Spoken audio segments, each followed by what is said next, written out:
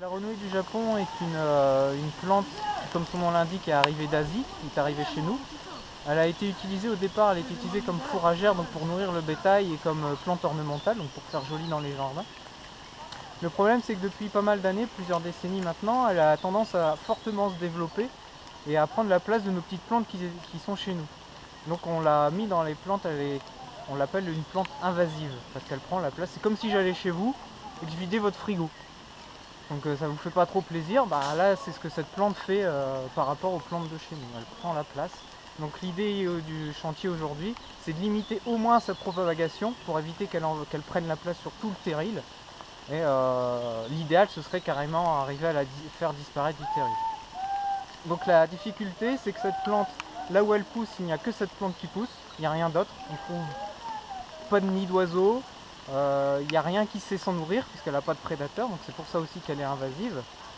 Et là où elle pousse, en fait, au niveau de ses rhizomes, de ses racines, elle produit une substance qui empêche les autres plantes de pousser. Donc quand on arrache la plante, il faut faire très attention, c'est à pas laisser un petit bout de la plante traîner quelque part parce qu'elle est capable de repartir. On appelle ça la reproduction végétative. Comme quand on fait des boutures dans le jardin. On prend un petit bout de la plante, on le met dans le terreau et elle repart. C'est la même chose.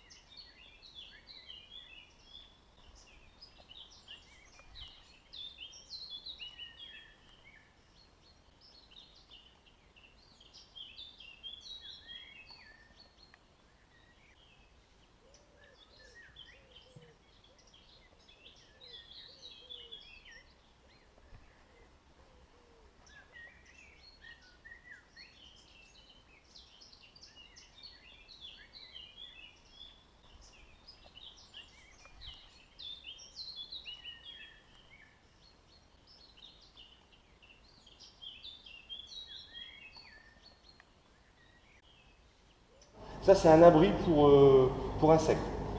Donc l'idée, c'est de mettre un tube plus ou moins au centre. Si c'est pas au centre, c'est pas grave.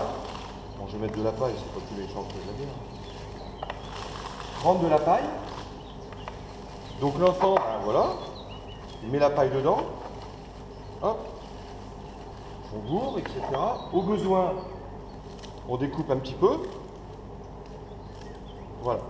Il y aura les photos des insectes qui vont dedans l'hiver et à quoi ça sert, donc les gens pourront lire quand ils attendront.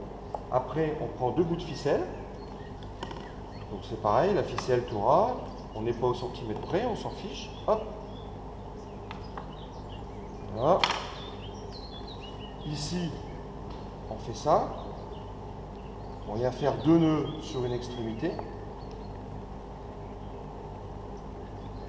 Hop. Je fais la même chose ici. Alors comme il y a des rebords, l'avantage c'est qu'il y a un rebord là, la ficelle elle s'en va pas.